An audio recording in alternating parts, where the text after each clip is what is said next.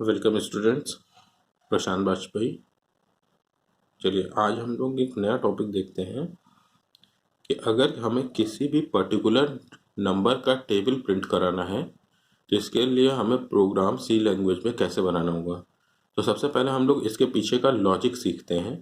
देखिए, इस तरीके के प्रोग्राम को करने के कई सारे मेथड्स हो सकते हैं, लेकिन हम लोग किसी एक पर्टिकुलर मेथड को अभी यहाँ पे सीख रहे हैं।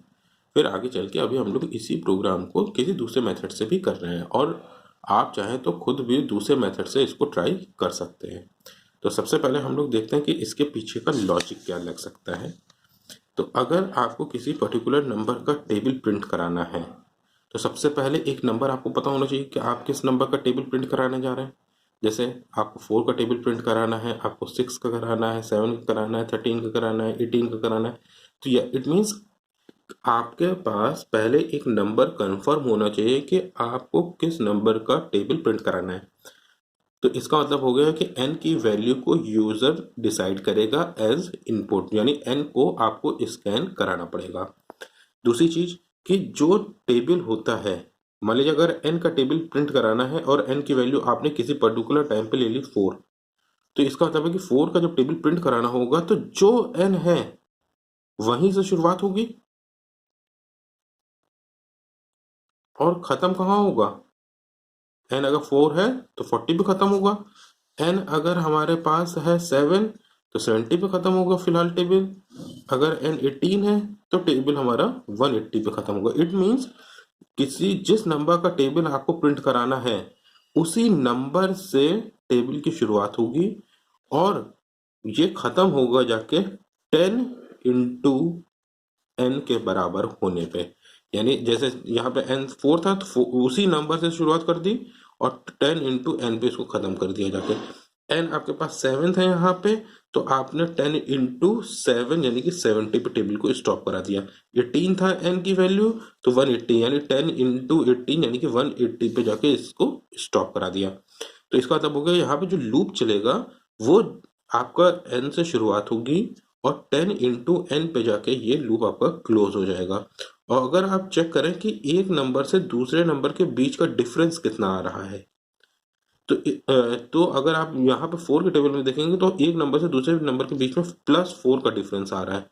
इसी तरीके से अगर आप 7 का टेबल देखेंगे तो एक नंबर से दूसरे नंबर के बीच में डिफरेंस जो आ रहा है वो +7 आ रहा होगा। इसी तरह यहाँ पे जाएंगे तो +18 आ रहा है डिफरेंस। इसका मतलब है कि एक नंबर से दूसरे नंबर तक जाने के लिए जो नंबर है उतने का ही डिफरेंस आ रहा है। आप देखिए यहाँ पे नंबर था n बराबर 4, तो 4 से ही शुरुआत करी और एक नंबर से दूसरे नंबर तक जाने के लिए भी कितना जोड़ना है, n जोड़ा जा रहा है। यहाँ पे n 7 था तो 7 से शुरुआत हुई टेबल की और दूसरे नंबर तक जाने के लिए फिर उसमें n जोड़ा गया, यानी 7 को जोड़ा गया, फिर 7 को जोड़ा गया। तो इसका मतलब हो गया कि लूप की शुरुआत आपको n से करनी है, लूप का एंड आपको 10 इंटू एन पे करना है और एक नंबर से दूसरे नंबर के बीच में जो डिफरेंस आएगा वो +n का आएगा। तो अब देखते हैं इसका प्रोग्राम। तो क्योंकि यहाँ पे n आपको कोई पर्टिकुलर नंबर पहले से गिवन नहीं है दिया है, यहाँ पर n की वैल्यू को यूजर स्कैन करेगा। अब आपको लूप शुरुआत करनी है तो फॉर i की शुरुआत आपने करी पर्टिकुलर उसी नंबर से, खत्म कहाँ करना है, < 10 इंटू एन पर आपने इसको स्टॉप करा और एक नंबर से दूसरे नंबर तक जाने के लिए n के बराबर ही वैल्यू को उसमें ऐड करना है। अब आपको क्या करना है, प्रिंट कराना है। तो प्रिंट एफ %d \n कर सकते हैं क्योंकि टेबल आप देखिए हर बार नेक्स्ट लाइन में प्रिंट हो रहा है, तो इसलिए आपने \n का यूज कर लिया और i को आपने यहाँ पे प्रिंट करा दिया। गेट ch और उसके बाद नीचे प्रोग्राम को होल्ड करा दिया, खत्म। चलिए अब हम इसको रन कराते हैं। तो सबसे पहले जब कंप्यूटर में इसको रन कराएंगे तो enter the value of n आपसे मांग रहा है। तो n की वैल्यू मान लीजिए आपने दे दी यहाँ पे 3, n की वैल्यू आपने दे दी 3।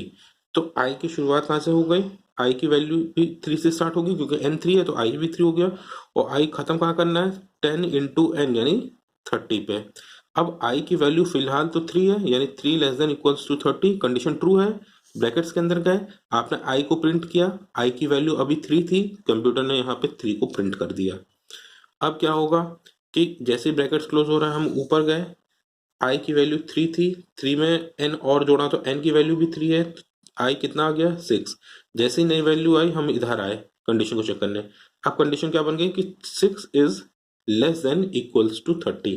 कंडीशन अभी सही है। फिर ब्रैकेट्स के अंदर आए, आई को प्रिंट कराना है, आई की नई वैल्यू हमें कितनी मिल चुकी है 6 मिल चुकी है। इस वजह से कंप्यूटर ने नेक्स्ट लाइन में 6 को प्रिंट किया।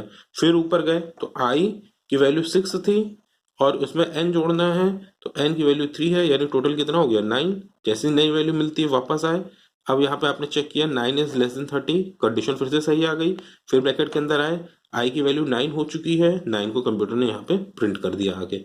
इस तरीके से कब तक चलता रहेगा, जब तक ये कंडीशन ट्रू रहेगी, यानी 30 तक सारे नंबर्स को वो प्रिंट करता रहेगा।